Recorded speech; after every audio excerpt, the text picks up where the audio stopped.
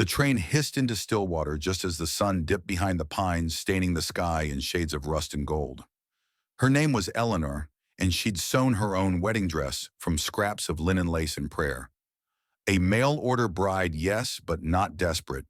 Just done waiting for someone to choose her without needing to be convinced. She stepped off the platform, suitcase in hand, heart steady but sore. He was supposed to be there, a tall man with a steady gaze and soft-spoken kindness according to his letters. He'd written of chickens and storm repairs and quiet nights by the fire. She'd believed in him the way someone believes in spring, not because they've seen it, but because they've endured the cold. But no one was there.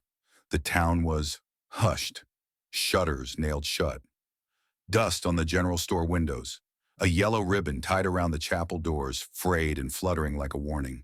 Eleanor didn't understand not until a man in a long coat approached, face hidden behind a scarf, eyes tired. He didn't give his name, just asked, "You came for John Avery?" She nodded. He took a long breath and said gently, "Town's been quarantined.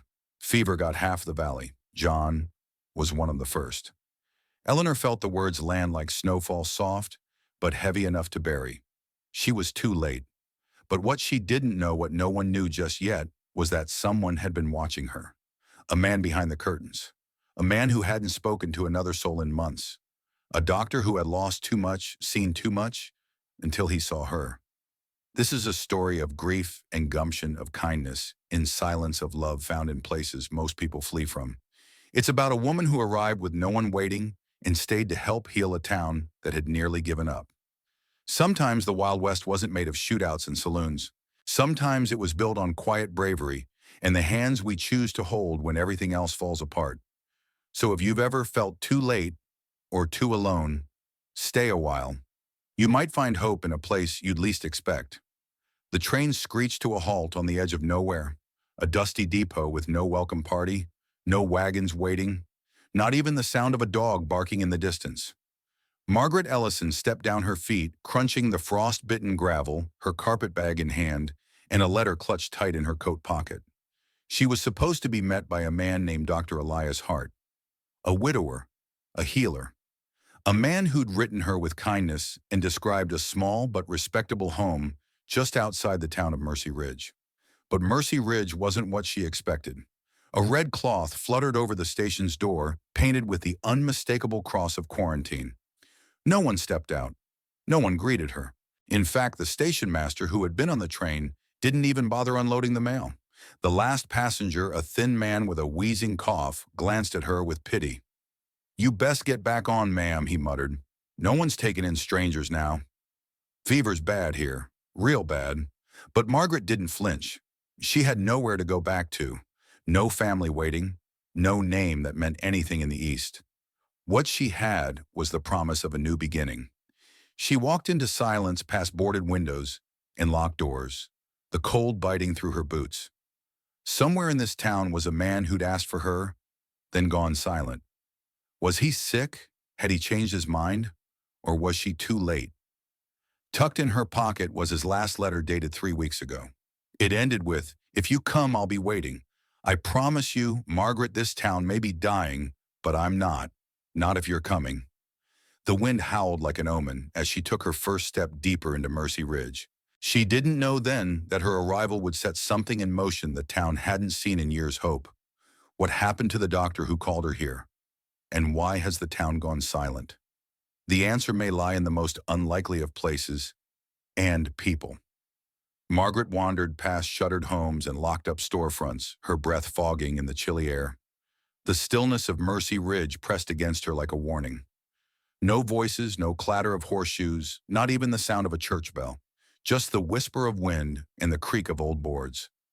She reached what she believed was Dr. Elias Hart's home. A small white house with chipped paint and a sign above the door that simply read, "Physician." But the windows were dark. The porch sagged under age and snow. And there, nailed across the door, another red cloth. Another warning. Still she knocked. A long silence followed, broken only by a soft shuffle on the other side. Then a voice, low, tired but steady, called out, "Who's there? It's Margaret Ellison," she said, her voice firmer than she felt. "You wrote to me, said if I came, you'd be waiting." A pause. Then the sound of locks turning one by one. The door creaked open, just a crack. She saw a man taller than she imagined with dark circles under his eyes and a cloth mask across his face. His hair was disheveled, his shirt wrinkled sleeves rolled to the elbows stained from work. But his eyes, hazel and searching, held a flicker of something she hadn't seen in a long time: recognition. "I told you not to come," he said quietly. "You asked me to," she replied. He opened the door a little wider. "Things have changed." Margaret didn't move. "So have I." They stood like that for a long moment, two strangers bound by letters and loss. Finally, he stepped aside. "You can come in," he said, "but only if you're ready to see what's left of this town." Inside, the house smelled of antiseptic and boiled water. A cot was set up in the parlor, a basin nearby stained with rust-colored linen. Margaret's gaze shifted to the far corner, where a small wooden cradle sat empty. "Was someone here?" she asked. Elias hesitated, then nodded. "Many. Some made it, some didn't, and some are still hanging on." Margaret lowered her bag gently. "You didn't just write to me for company, did you?" she asked softly. "No." Elias admitted, his voice rough. "I needed someone who wouldn't turn away from broken things." Margaret looked around at the room, the fading wallpaper, the makeshift infirmary, the quiet that screamed with unspoken grief. "I didn't come here to be safe," she said. "I came to be needed." Outside, snow began to fall, coating the town like a hush of mercy. Who was Elias really protecting in that little white house, and what secrets lie beyond its walls? The days that followed blurred into a rhythm of hushed voices, boiling water, and the faint cries of the sick. Margaret had not come to be a nurse, but her hands moved with steady calm, sponging fevered brows, brewing tea from dried herbs, stitching torn cloth with the same care she once gave fine silks. Elias barely slept. He moved through each hour with a quiet desperation, like a man trying to outrun something he couldn't name. And though his back was often to her, Margaret began to learn his rhythms too, the way his shoulders tensed when someone coughed too hard, the pause in his breath before entering the sick room, the way he'd touch the edge of that empty cradle without meaning to. One evening, as the oil lamp cast golden light across the parlor, Margaret found herself alone with him folding linens. "Who was the baby?" she asked gently. Elias looked up. His eyes softened with sorrow. "My niece," he said. "My sister died birthing her. Her husband fell ill soon after. The baby was the last one to catch it." Margaret's hands stilled. "She didn't make it," Elias added. "No one else would take her. So I did, and then I buried her in the snow 3 weeks before you came." The silence between them grew thick like snow settling on rooftops. "I'm sorry," she said. He nodded once. "That note you found at the post, it wasn't for you. I'd written it for someone. Anyone." I didn't expect an answer. Margaret's voice barely rose above a whisper. "Sometimes we answer things not meant for us, and they still become ours." He looked at her, then not just with tired eyes, but with something more cautious. Hope maybe peeking out from behind grief like morning light through cabin slats. They sat together without words, the soft crackle of the fire stitching silence into something sacred. But Mercy Ridge had not yet run its course. That night a loud knock came to the door. Elias leapt to his feet, mask in hand. Margaret stood beside him. A man stood on the porch, bloody scarf pressed to his shoulder, eyes wild with fear. "They're coming down from the hills," he gasped. "Whole wagon train. Fever spreading fast. We need help." Elias turned to Margaret as if asking a question he hadn't yet spoken. She reached for her coat. "I didn't come all this way to fold sheets," she said. They packed supplies, linens, herbs, boiled water into crates. And as the sleigh bells rang out into the night, Margaret climbed beside Elias without hesitation. She was no longer just a guest in that house. She was becoming part of its heart. As the fever moves closer, will the town and the hearts within it survive the test of compassion? The snow was thick as wool when they reached the outer cabins, where the wagon train had stalled beneath the frozen ridge. Lanterns swung in the wind like trembling stars, and the smell of sickness was already in the air. A mother wept outside one tent. A child cried somewhere in the dark. Margaret had never seen such despair up close. She had read of it in stories, imagined it from a distance. But now she walked through it, lantern in hand, holding the arm of a coughing boy whose eyes reminded her of her youngest brother, before the fire took him. Elias moved like a man possessed. For each patient, he brought clean cloth, hot tea, steady hands. For each parent, he offered words, few quiet but enough. And Margaret stayed. She wrapped trembling shoulders, whispered lullabies to children who had no mothers left to sing them. She didn't notice the chill in her fingers anymore. But one night, 3 days in, she felt it. Elias collapsed mid-sentence, eyes fluttering, knees buckling. Margaret caught him before he hit the ground. His skin was hot, breath shallow. "No," she whispered, "not you." She and the wagon folk carried him back to the main cabin. Margaret boiled water, ground herbs, stitched a poultice with shaking hands. All the while she whispered to him stories from her girlhood, verses her mother used to hum the names of flowers blooming in spring. He barely stirred. Alone by the fire that night, she reached for the note she still carried in her pocket, the one she found at the post. "Help me." She turned it over for the first time. There were words scrawled faintly on the back. "If you're kind, if you have strength, if you've lost something too, then come." She pressed it to her chest. "I'm here," she said aloud. I came. The next morning, Elias's fever broke. Barely. He whispered her name like it was something sacred. And then, he asked her something that changed everything. "Will you stay?" Margaret didn't answer right away. She stepped outside first, watched the sunrise melt frost from the pines. She thought of Boston, the corsets, the stairs, the expectations she never fit. And then she thought of Mercy Ridge, of firelight and children, of Elias's hands, of a woman reborn not because someone gave her love, but because she had dared to give it first. She stepped back inside. "I never meant to stay," she said softly. "But somehow, this place feels like it waited for me." Elias smiled, weak but real. As healing begins, so does a quiet truth. Sometimes love isn't something you fall into. It's something you build day by day. The days that followed were filled with slow miracles. Elias, though still weak, regained his strength by degrees. Margaret kept watch at his bedside, mopping his brow and reading to him from a worn leather Bible she found in the bottom of a cupboard, its pages marked not by dogma, but by memory. Verses were underlined in his shaky hand notes, scribbled in the margins. "Hope begins where fear ends," one read. Elias's fever passed, but something else remained, a silence between them, not from awkwardness, but reverence. Like two people walking softly through the ruins of a burned chapel, not wishing to disturb the sacred hush that now lived there. Margaret took to mending clothes and tending the cabin while he recovered. But it wasn't duty that moved her. It was something deeper. She planted her presence like roots, watered it with care. She hung a clean curtain over the cracked window, repaired a broken drawer. She sewed a patch onto the elbow of Elias's coat, the same way her mother once patched her own father's sleeves. One day while she was outside sweeping the porch, she felt someone watching. A little girl stood by the tree line, holding a stick like a toy sword, eyes wary. Margaret recognized her, one of the children from the quarantined wagons.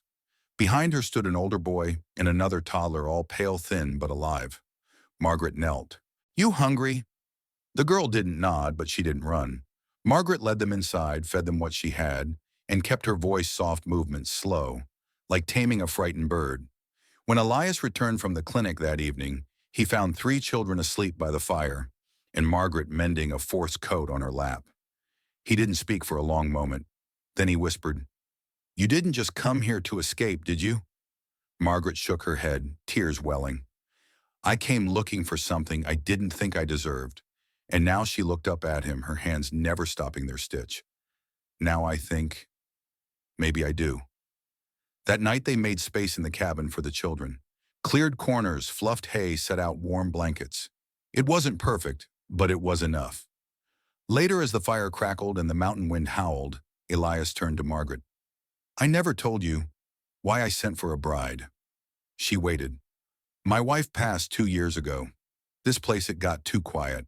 I thought I needed someone to fill a role. But you didn't just fill space. You brought something alive with you." Margaret stared into the flames, her heart aching in a way that didn't hurt, but healed. "I think," she whispered, "we're all a little broken.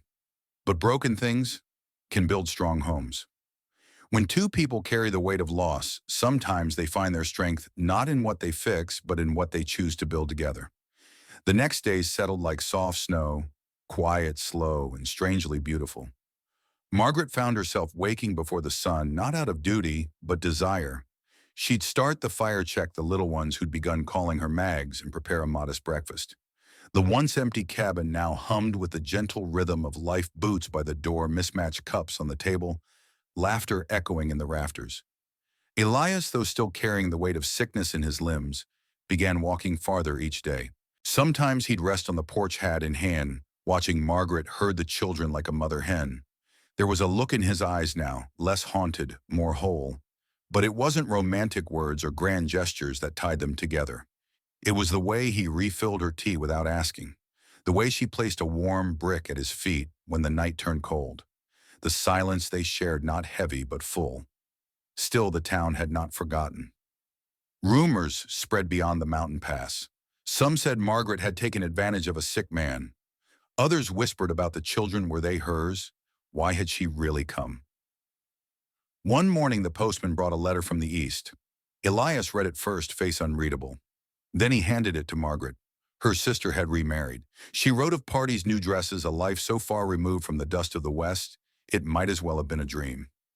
There was no apology, just a note. I do hope your marriage turned out well. You were always better at pretending. Margaret folded the letter carefully and tucked it away. That night, as she stood by the fire, Elias stepped beside her. I know you didn't come here to pretend, he said. She didn't answer. She didn't need to. Instead, she took his hand, the one that still worked, and placed it over her heart. You've seen me, she whispered. Scars and all. He nodded. And I'd take you again. Every time. They didn't speak of marriage. Not yet. But something passed between them, steadier than any ring, deeper than any vow. Outside, the wind picked up, but the cabin stood strong, and inside the light stayed warm. When storms howl and gossip stings, love doesn't need to shout. Sometimes it just stays steady and kind. Spring arrived without asking for permission. It crept over the hills in soft green waves, nudging the frozen earth awake. The children tossed their shoes in favor of bare feet and sun-warmed fields. Laughter floated through the tall pines like birdsong, simple and healing. Margaret had planted a garden. It wasn't much, just onions, beans, a few hardy root vegetables, but each sprout was a quiet declaration of staying, of building, of choosing this life with her hands, not her fears. Elias was stronger now. The sickness had passed like a shadow at dusk, lingering then gone. He no longer slept through the day. He was carving again, shaping bits of cedar into animals for the children. A bear, a fox, a little sparrow that looked suspiciously like Margaret if you squinted. They hadn't married. Not officially, not yet. But one Sunday afternoon, Elias found Margaret out by the fence line. She was mending wire sleeves, rolled up freckles, blooming on her cheeks like wildflowers. He didn't kneel. He didn't bring a ring. He just stood beside her and said softly, "You make this place feel like home." She didn't look up, just smiled and said, "Took you long enough?" They both laughed, and that was it. No ceremony, no papers.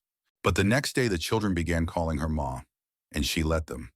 When the dust finally settled and the danger had passed, there was no grand applause.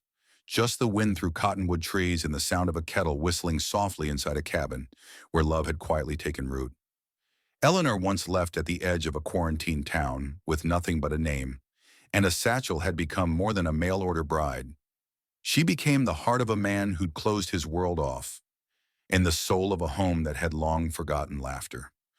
Dr. Whitaker, once a man of science and silence, learned again how to be gentle, not just with bandages and remedies, but with trust, with affection, with hope. And in the quiet way love often speaks, he took her hand one morning and said, "Let's not let the world tell us who we're allowed to be." She nodded, and that was enough. A gentle thought for life. Sometimes healing doesn't look like a cure, it looks like being seen, being chosen, even when others turned away. If this story spoke to your heart, please subscribe to None, Wild West Saga, where we share stories that remind us it's never too late to begin again. What part of Eleanor's journey touched you the most? Would you like to see a part 2 or hear about another brave soul out west? Comment and share. You never know who might need this kind of hope today.